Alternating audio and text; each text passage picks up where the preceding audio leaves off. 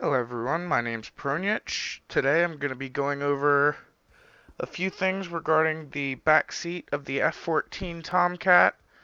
Mostly, first I'm going to cover controls that I have bound to my HOTAS, and then I'll be covering just a general overview of the back seat, and then after that I'm going to run through startup.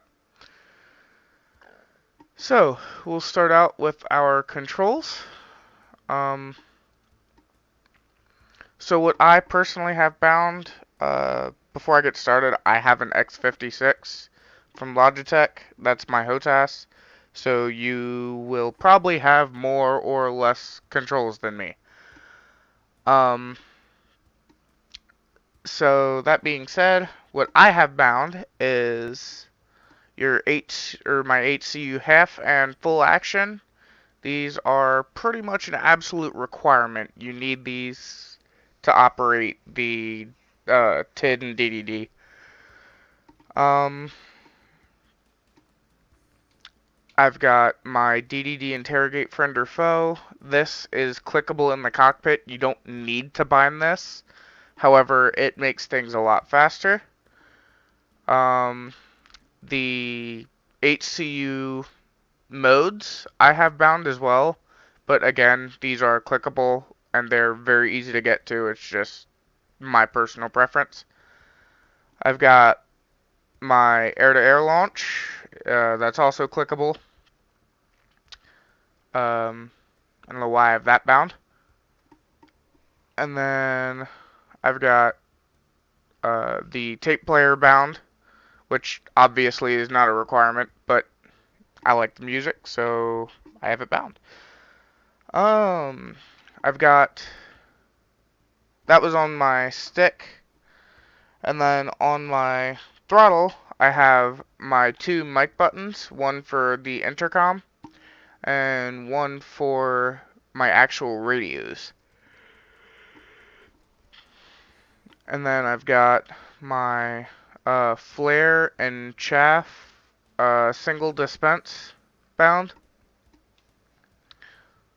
I've got radar elevation recenter, 20 and 40 degree scan. I do recommend having these bound because while they are clickable, it's kind of hard to get to, or at least hard to get to while you're looking at the TID, unless you're in VR or something. I would not recommend binding the 65 degree or 10 degree unless you just have the extra buttons, because honestly, they're not. The only reason I would use 65 degree scan is for sanitizing airspace, and 10 degree scan is just you don't cover enough airspace. That being said, I have the left tank jettison select bound to one switch, right tank to the other. Um, and then I've got radar elevation bound, and if I actually go and look in my axis commands, I've got obviously the HCU movement bound. I have, I'll go over lantern at a later date. That's a whole video on its own. Um, I've got radar azimuth, which basically points the direction left to right that the antenna is pointing. That's another thing you'll want bound. You don't have to bind it to an axis like I did. Um, you could bind it to keys. It's just I had an extra 2-axis. So, and then I have radar elevation bound. So, yeah, that's pretty much the controls for the Tomcat. I'll go over the lantern pod controls at a later date. Next up, we're going to go in and do a cockpit overview. I'll see you there. Alright everyone, welcome back. Now that we are in the back seat, real quick I'm just going to get ground power on. Chief, turn on the ground power. And now I'm going to go through pretty much an overview of the rear seat of the F-14. So we'll start at the very back. Alright, so here you have your ejection seat arm. Um, it's pretty self-explanatory. It just arms your ejection seat. You're always going to want to use that. And then down here, you've got your oxygen switch. Your KY28, which is your encryption for your radios. Um, unless everyone else in your flight is using this, don't use it because you won't be able to hear each other. This is your panel pretty much for ACLS, Automatic Carrier Landing System, and I believe it may be used for ILS as well, but I'm not entirely sure. Your TACAN panel, this is for navigation. The pilot has his own TACAN panel as well, but if he tells you to set that, this is where that would be, and then here's the command switch. So if you have your TACAN set, you just press this button. It'll go to NFO, or a Naval Flight Officer. That would be you in the back seat. Just above that is your radio stack. Well, I say stack. Your radio. Um, you have the VHF radio back here. The pilot has only UHF. So you could do both. Pilot can only do UHF. Um, I'll go over this in more detail once I do startup. Up here is a whole slew of, well, these are for recording, which I do not believe is modeled in DCS, so that's non-factor. Um, these are all controls for your TCS. Not that. These are all controls for your TCS, and then these top 6 controls are for your radar.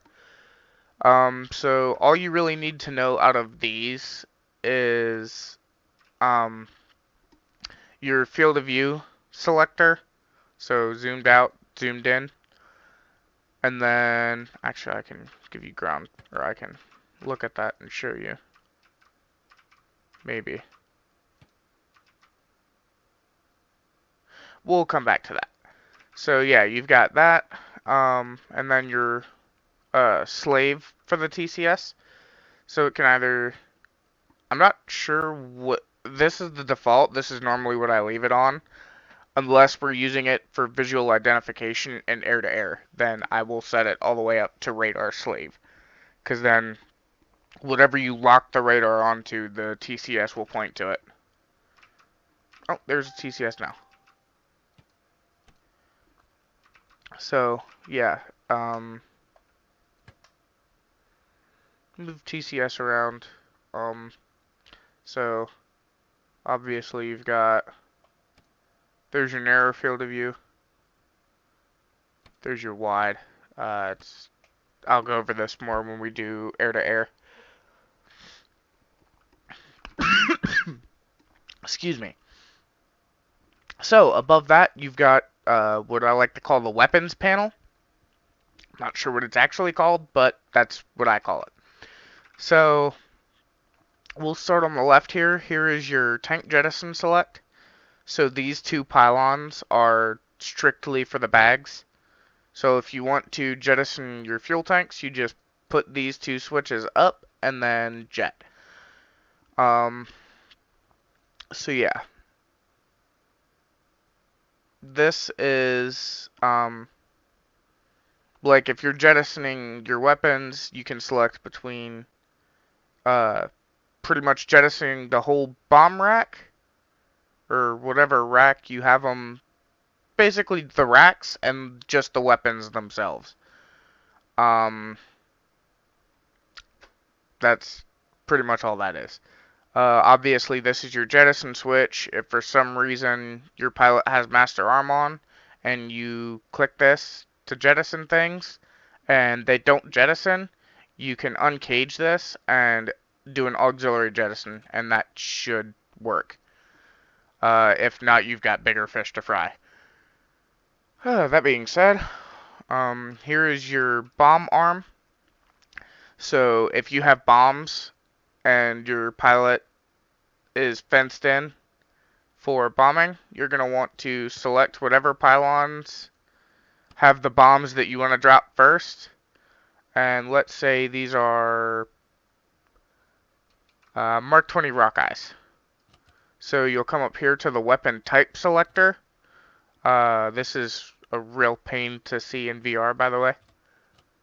So there you go. There's all your Mark 20 Rockeyes. Whatever you see kind of on the bottom is what you actually have selected. So there's your Mark 20 Rockeye. And then your pylons are armed, your pilot can drop. This is also for jettisoning. So if you have missiles on these pylons, but you need to jettison them for some reason, you just put the switches up on all the pylons and jet. And that's pretty much that. Alright. This is all information for your air-to-air. So here is the air-to-air launch button that I said I had bound. That is clickable. Missile speed gate. This is not something I personally use all that often. I probably should, but I'm actually not entirely sure what any of this does, and I don't even think Gesture uses this, so yeah. You have your selector for missile options. The top option is Sparrow Pulse Doppler. So if you have a single target track in Pulse Doppler and you go to launch an AIM 7 Sparrow, select that. It'll pretty much set the Sparrow to look for, I don't know, it's something to do with that mode. I've noticed a higher kill percentage when, I mean, makes sense. If you're in Pulse Doppler, use the Pulse Doppler mode, but yeah. And then below that is your Phoenix Active. Um, so what that basically means is if you launch AIM 54 Phoenix, as soon as it comes off the rails, it's going to go Pitbull. This can also be accomplished by the pilot flipping the ACM switch and turning that on, but you can do it here in the back seat. I would not recommend this outside of, if you're any further than, I would probably say 20 miles, I would not do this. That's sort of like a last resort type of deal. Up here is all information for bombing. So we already went over the weapon type selector. This is your basically how your computer is going to calculate. So computer target is, I believe, comparable to CCRP. Computer IP, I'm not entirely sure. Me and my pilot hardly ever use this. And then computer pilot is CCIP, I believe. I'll go over this in more detail when I do my air-to-ground portion. You have your fuse selector. I pretty much always leave this on instant. I don't see a reason to change it. Your delivery mode, single, pairs, step, ripple. It's fairly simple. Air-to-ground gun. So basically this means if it's set to mixed, then the pilot is not able, or then the pilot is able to shoot the gun while he has bombs selected. Whereas if you turn this off, the pilot has to deselect all other weapons before you can use the gun for air to ground. Your mechanical fuse selector, you can either safe, nose, or nose tail. I just leave it on nose tail. If you're jettisoning weapons and for some reason don't want them to go off when they hit the ground, it may be worth hitting safe on both of these, but again, I don't mess with it. And then I'm fairly certain this has something to do with the ripple setting, but I don't usually mess with it. If we're using ripple, we generally just use the default settings. So yeah, that's pretty much that. Moving back here, you've got your intercom panel.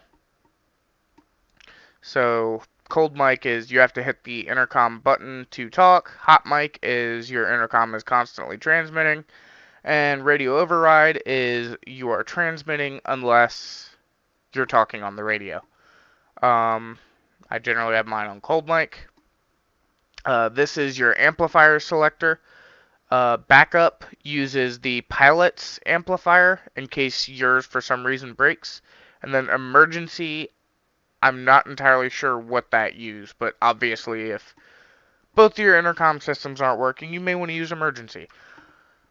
Forward of that, you have your transmitter select. So UHF-1 would be the pilot's radio. You'd be talking on whatever frequency your pilot is tuned to. Both means you're obviously talking on both, and UHF-2 is your radio. Your volume selector for UHF-1, the pilot's radio, and the antenna select. You're generally not going to mess with this. I've never noticed an issue just leaving it in the default position.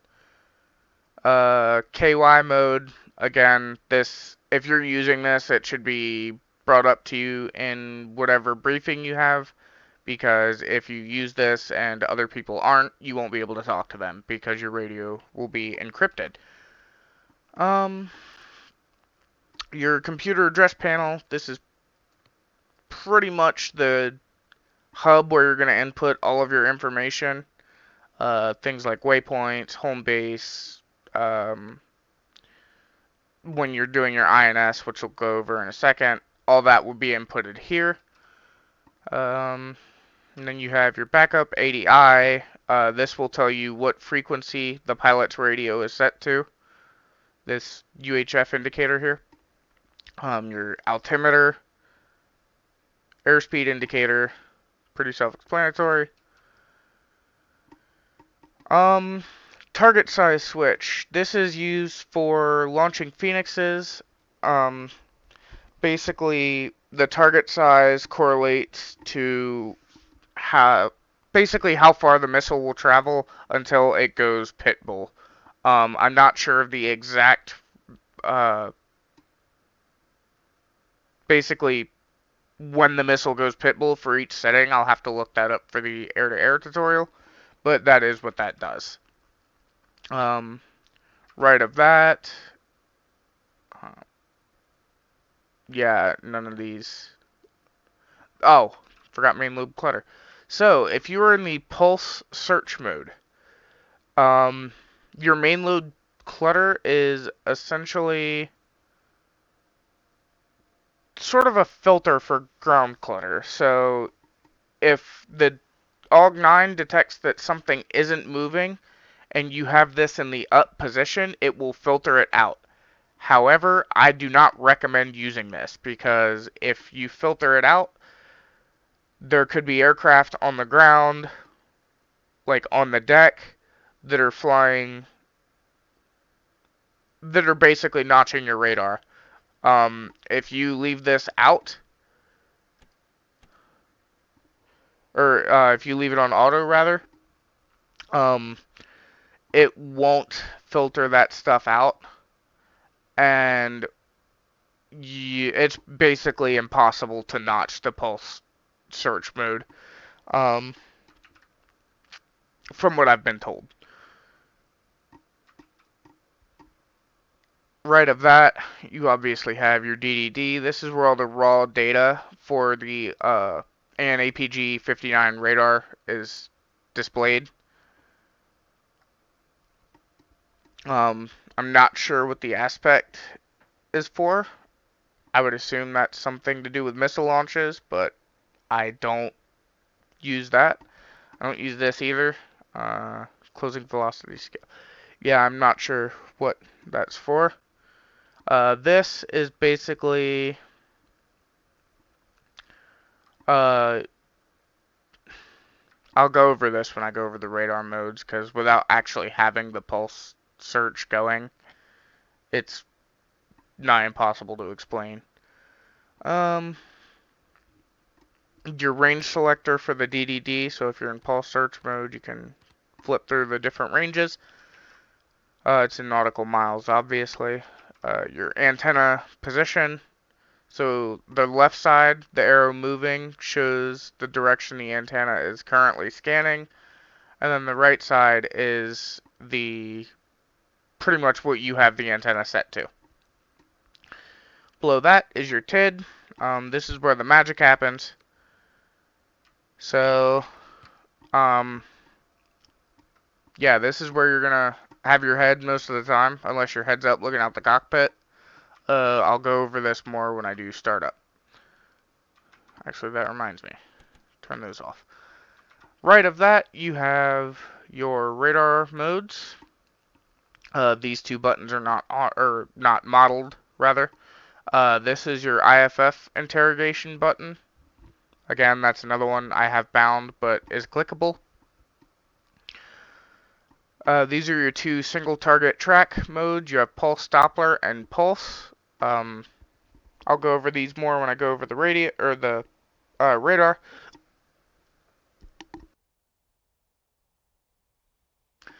After that, you have pulse Doppler search and pulse search. These are your two search modes. However, you will not build track files with these. So, that's just basically, if you're using pulse search or PD search, you will have to look on the DDD for targets because they will not pop up down here. Then you have track while scan manual, automatic, and range while scan. Range while scan, I believe it does not build a track file. It just gives you an accurate range. So it'll basically allow you to see ranging information on the TID. And then you have track while scan manual and auto.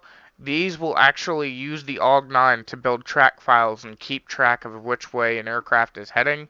This is really useful for when you're trying to keep SA or situational awareness. We'll go over this in more detail when I actually use the radar. After that, you've got, I believe that's just a clock there. Yep, you've got your clock. Your RWR is right here. Fuel quantity and a compass tied to the navigational computer. This is your master caution annunciator. Not really sure what this is. I believe this is just I don't actually know what this is for. Aft of that, you've got your RWR panel. This is where you've got your bit, your volume, power, display modes for the actual RWR receiver, and your different selectors for limit. After that, you've got your decum, or basically your built-in jammer. Some people say this works, some people say it doesn't.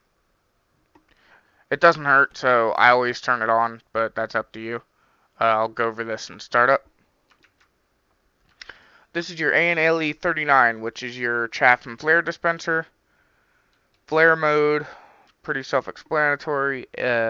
If you leave it in the aft position, then your pilot will also have access to flares on as well as you. The middle position, I believe only you have access to flares, and I'm not sure what the forward position does. I mean, obviously, you can just leave it in the middle position so you can both use chaff or so you could both use flares rather. And then I usually set the power to manual for the chaff. Auto will waste a lot of chaff because anytime anything paints your aircraft, the RWR will signal this to dispense chaff, even if it's a launch that's not at you or from a friendly or whatever the case may be. So I would not ever recommend using auto. However, that's pilot preference. Just ask your pilot before you take off. Just outboard of that, you've got your IFF panel. This is not modeled in DCS. However, SRS does model this. So you've got your ident, your IFF switch. You're just going to want to turn this on always. If someone tells you to change a mode 4 code, that would be this right here. Or excuse me, mode 3A code. Um, Generally, you're not going to have to mess with these. However, it's nice to know where they are. Um, these you can pretty much just leave in their default positions. All you really need to know is that you need to turn your IFF on. Forward of that is your interior light panel. Um, Pretty self-explanatory. Set those as needed. Here's your data link panel. I'll go over this switch over here. I'll do a carrier startup eventually, and you'll see basically on a carrier there's a special startup procedure. Let's see, let's go down here.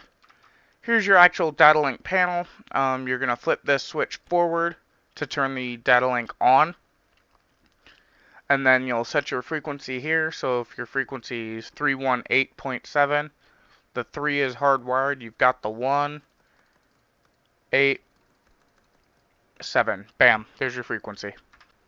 And that's pretty much that. One switch I forgot over here is your... Oh, try this again.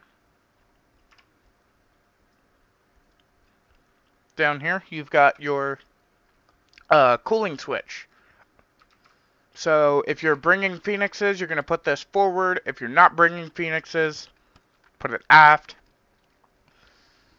I don't think this actually does anything other than throw master caution if it's off. But if for some reason you have a missile condition master caution here, just make sure to double check this switch.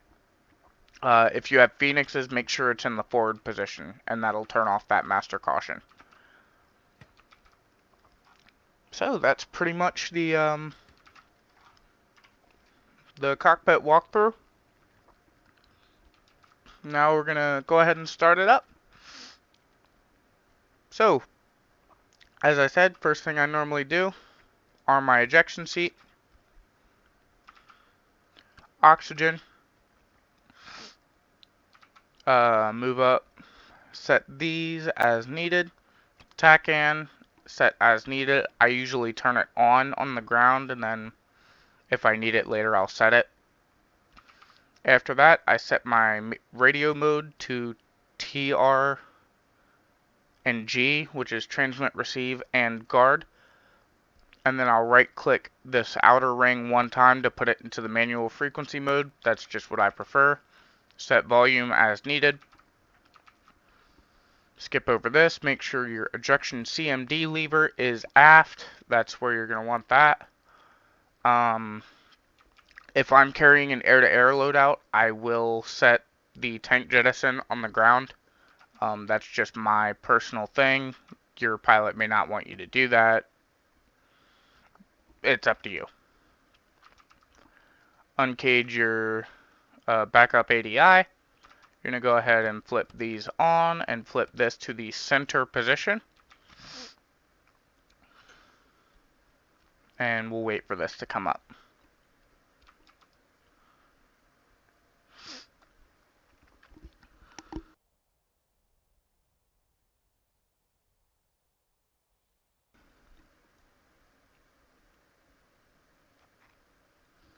eventually.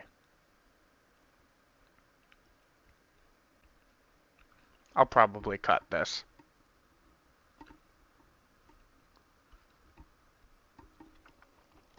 Alright, now that your TID and DDD are lit up, actually let me set... I usually set my console and instrument lighting all the way on, even during the day, because I just like the way it looks. That's my personal preference. I like the nice red backlighting. Alright, so once your TID comes up, you're going to see this. You're going to want to set your nav mode's rotary knob here to ground, and this will come up. Then you're going to come down here, press the latitude button, clear, north 41, 55, 7. Enter.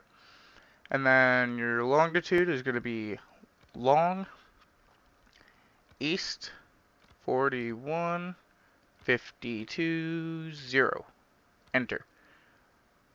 Altitude 65. Enter. That's that.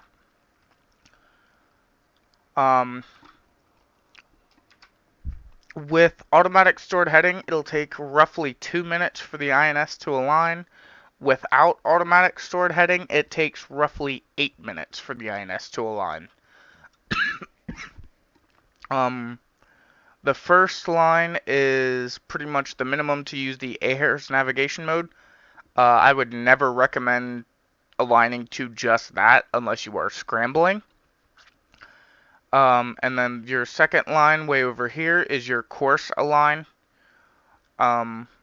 This is the bare minimum that you need in order to fire the AIM-54 Phoenix.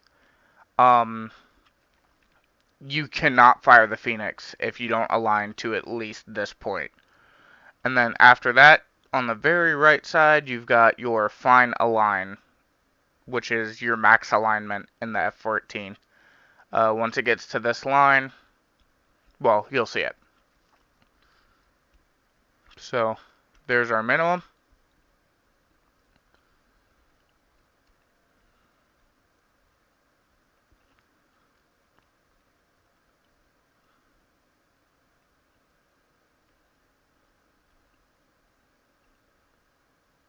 And for some reason, it's not moving. Okay, a little bit of troubleshooting built into this. If anything ever doesn't work in the F-14, turn it off, and then turn it back on again. And I'll reset this real quick.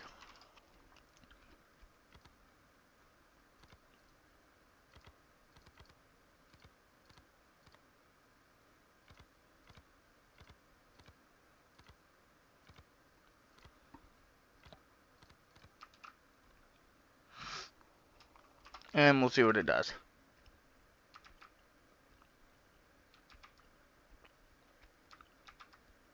Turn on the AUG9 cooler.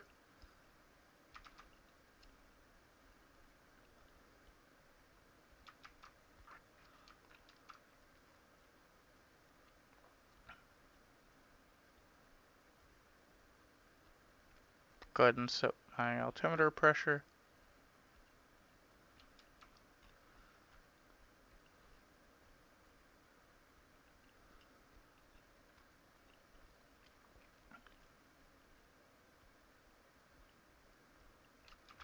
See if this actually aligns this time.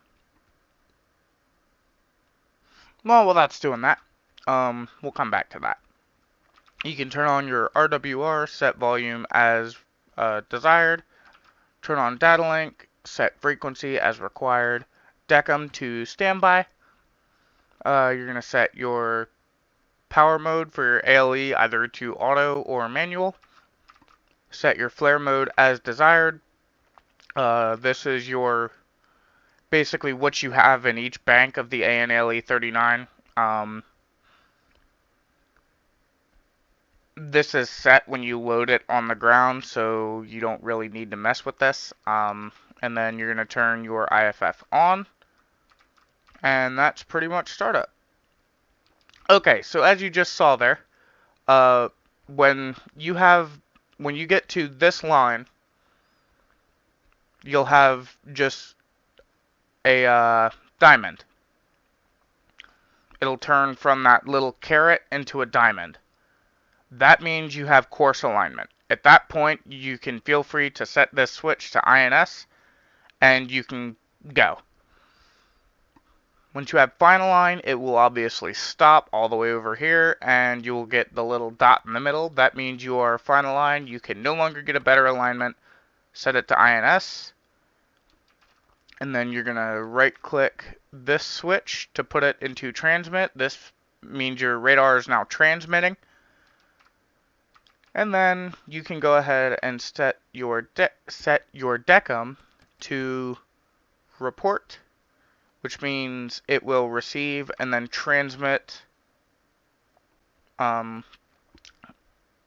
It's basically actively jamming. The audio is not actually bound, or not modeled in the F-14, unfortunately. And then, with that being done, close the canopy, and you are ready for taxi in the back seat. Thanks for watching, and go ahead and subscribe if you want to see the rest of this series. I'll be covering everything from the Lantern Pod to... I might do some communication stuff. We'll see how it goes. That being said, I will see y'all later.